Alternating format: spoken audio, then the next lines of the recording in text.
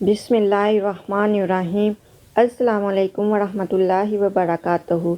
अरबों खरबों दुरूद व सलाम हज़रत मोहम्मद मुस्तफ़ा सल्लल्लाहु अलैहि वसल्लम, उनकी औलाद, उनकी आल पर अल्लाह ताला मग़फ़िरत फ़रमाए, आपकी, मेरी और तमाम उम्मत के मुसलमानों की, आमीन। नाज़रीन गिरामी, आज की इस वीडियो का आगाज़ अल्लाह के नाम के बाद नबी पाक सल्लल्लाहु अलैहि वसल्लम पर दुरूद व सलाम भेजते हुए करते हैं। आज की ये वीडियो भी दुरूद व सलाम की बरक़ात के हवाले से है, जिसको सुनने के बाद इंशाअल्लाह आपको दुरूद पाक से मज़ीद रग़बत पैदा होगी और यकीन मज़ीद बढ़ेगा। हमारा यकीन है कि इस वीडियो को देखने के बाद आप इंशाअल्लाह पहले से ज़्यादा दुरूद शरीफ पढ़ना शुरू कर देंगे।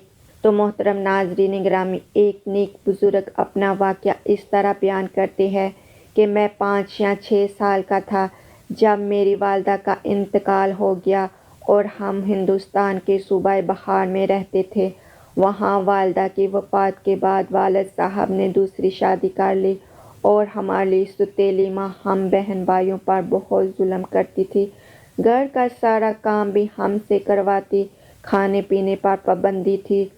जो बच्चा कच्चा था बस हमें दे दिया और हम वो खाते, और जब हमारे सौतेले बहन भाई हुए तो ये जुल्म और बढ़ गया।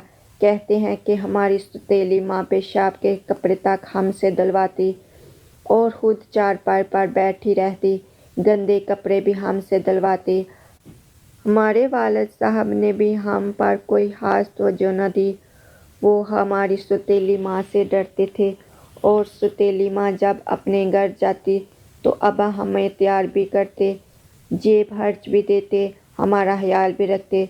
तो वो दिन हमारे लिए ईद का दिन होता जब वालिद साहब हमसे मोहब्बत से पेश आते और हम सब बहन भाई दुआ करते कि हमारी अम्मी वहीं रहें, घर वापस न आए। कहते हैं कि जैसे तैसे करके हमारे हालात इसी तरह गुजर रहे थे कि एक दिन हमारी अम्मी ने मेरी छोटी बहन को किसी बात पर बहुत मारा। मैंने अबू से शिकायत की तो हमारी वालदा ने अबू के घर से जाते ही हमसे यूं बदला लिया कि हम सब बहन भाइयों को खूब मारा। वो कहते हैं कि मैं इस बात से इतना दिल बर्दाश्त हुआ, इतना दुखी हुआ कि घर से भाग गया और इस वक्त मेरी उम्र 9 या 10 साल के करीब थी। घर से भागकर एक रेलवे स्टेशन आया और एक ट्रेन पर बैठ गया। कई घंटों का सफ़र करके एक स्टेशन पर उतर गया। चंद रुपए मेरे पास थे, भूख लगती तो इनसे कुछ खा पी लेता और सारा दिन आवारागर्दी करता। फिर रात को रेलवे स्टेशन के मुसाफिर खाने में आकर सो जाता। कहते हैं कि चंद दिन के बाद मेरे पैसे ख़त्म हो गए, बड़ी परेशानी हुई। मुसाफिर वहाँ जो बचा कच्चा खाना डाल जाते, मैं छुपकर वही खा लेता। एक दिन बहुत भूख लगी, सारा रेलवे स्टेशन छान मारा मगर कहीं से सूखी रोटी का टुकड़ा तक न मिला। वहीं प्लेटफार्म पर बैठकर मैं निडाल होकर रोने लगा। भूख की शिद्दत बहुत ज़्यादा थी और आज अपनी माँ की बहुत शिद्दत से याद आ रही थी कि वो हमें बेसहारा छोड़कर इस दुनिया से चली गई। बहन भाई याद आ रहे थे, ना जाने सौतेली माँ इनके साथ क्या सलूक करती होगी। कहते हैं कि मैंने दुआ की कि काश मुझे इतनी दौलत मिल जाए कि मैं एक अलग मुकाम लेकर अपने पास अपने बहन भाइयों को रख लूँ और इनको अच्छे तरीके से पालूँ। वो अपने सब दुख दर्द भूल जाए और हम अच्छे खाने खाएं, अच्छे अच्छे कपड़े पहने और खुशो खुर्रम से रहे। लेकिन इतनी दौलत मेरे पास कहाँ थी, यहाँ तो सूखी रोटी तक न थी। कई दिन फाकों में गुजर गए, सिवाय पानी के मेरे अंदर कोई चीज़ नहीं गई थी। इन्हीं सोचों में गुम था कि दो बुजुर्ग मुसाफिर खाने में दाखिल हुए और थैले में से खाना निकाल कर खाने लगे। कहते हैं कि मैं सामने बेंच पर ही लेटा हुआ था। खाने को देखकर मेरी भूख मज़ीद तेज़ हो गई। मैं उठकर बैठ गया और खाने की तरफ देखने लगा।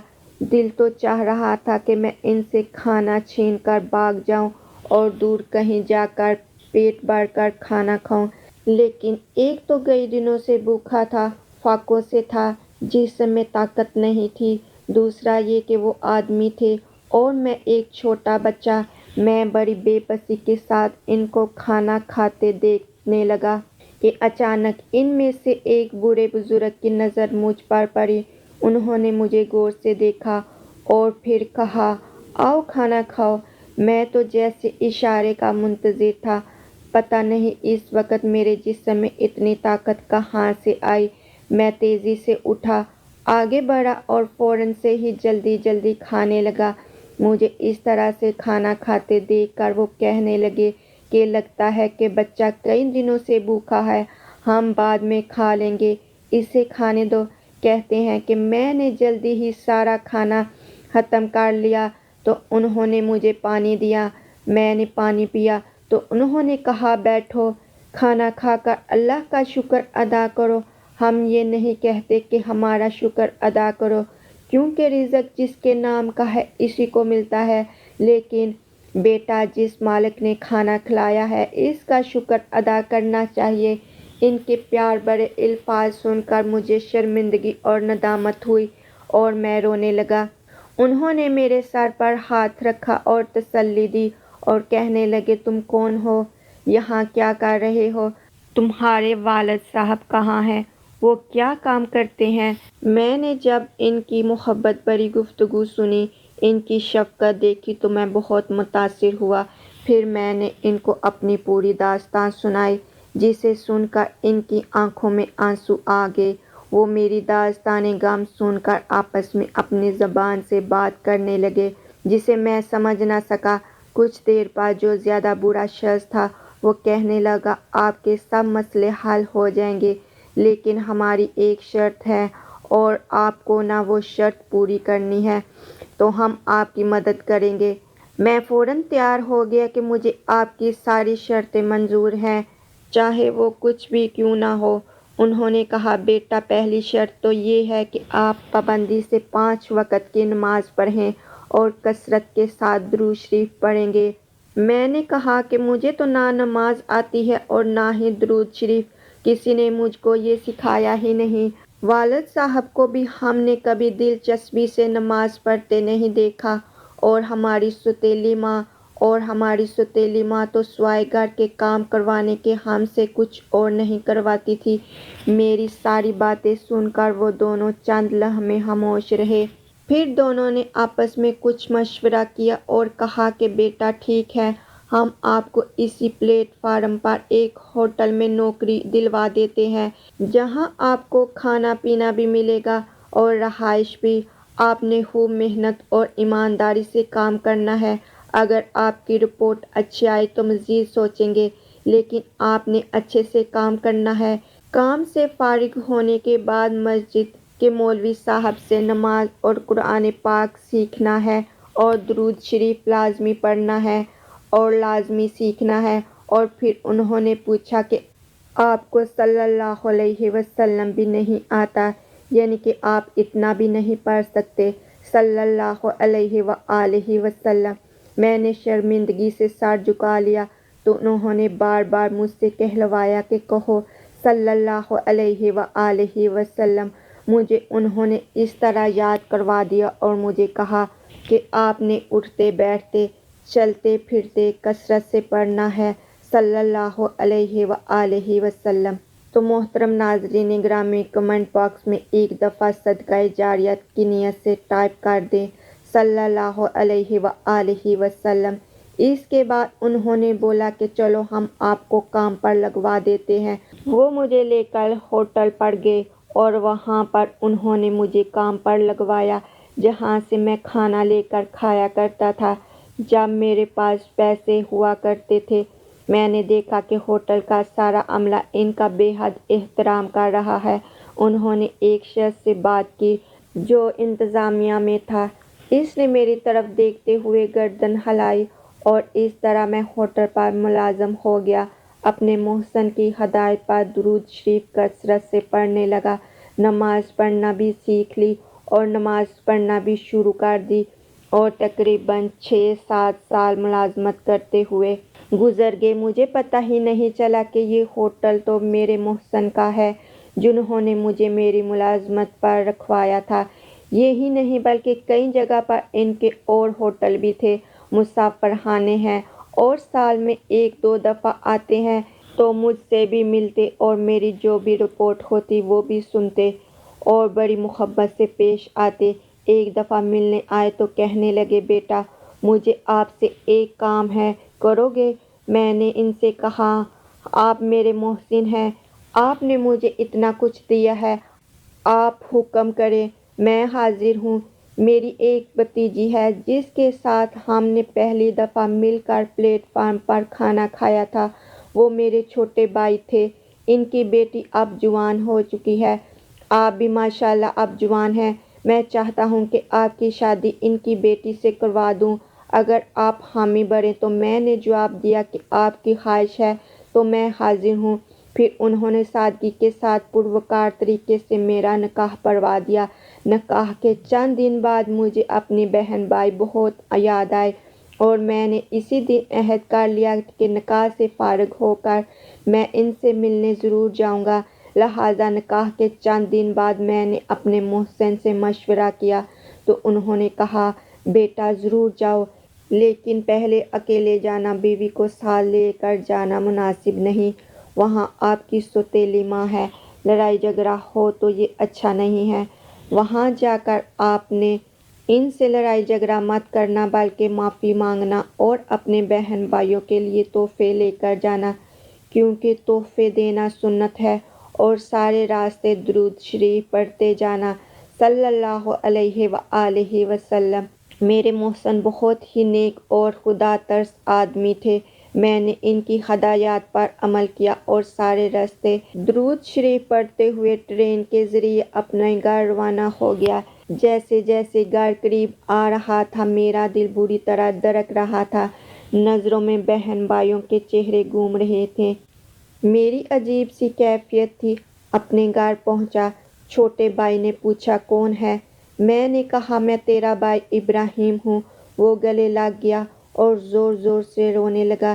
اتنے میں سب بہن بھائی اکٹھے ہو گئے، باری باری سب سے ملا۔ سوتیلی ماں مجھے بہت حیرت سے دیکھ رہی تھی، انہوں نے بھی میرے سر پر ہاتھ رکھا اور کہا، باہر ہی ملتے رہو گے، اندر آ جاؤ۔ میں بتا نہیں سکتا کہ میں خوشی کے وہ لمحے کیسے بیان کروں۔ اندر جا کر سب کا سامان نکالا، سب سے پہلے سوتیلی ماں کو ان کا تحفہ دیا، اس کے بعد اپنی سوتیلے بہن بھائیوں کو دیا۔ میں نے دیکھا کہ خوشی سے میری ماں کی آنکھوں میں آنسو آ گئے ہیں۔ کئی دن ان کو اپنی داستان سنانے میں گزر گئے۔ تقریباً 2 مہینے کے بعد میں نے واپسی کا پروگرام بنایا۔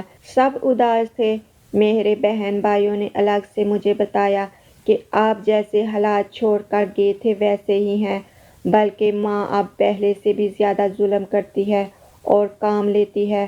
البتہ جب سے آپ آئے ہیں ان کا رویہ بدلا ہے، پتہ ہی نہیں چلتا کہ یہ سوتیلی ماں ہے یا حقیقی ماں ہے۔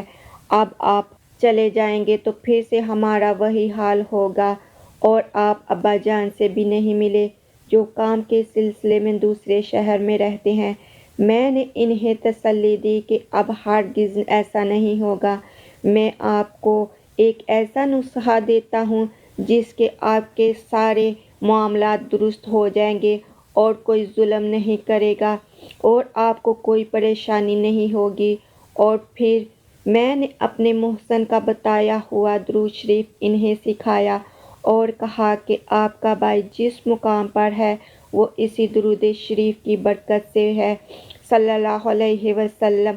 میرے سسر نے شادی کے بعد اپنا کاروبار بھی میرے حوالے کر دیا اور میں نے تسلی دی کہ اب میں آتا جاتا رہوں گا۔ بہرحال میں اپنے بہن بھائیوں کو خوب تسلیاں دے کر واپس آ گیا۔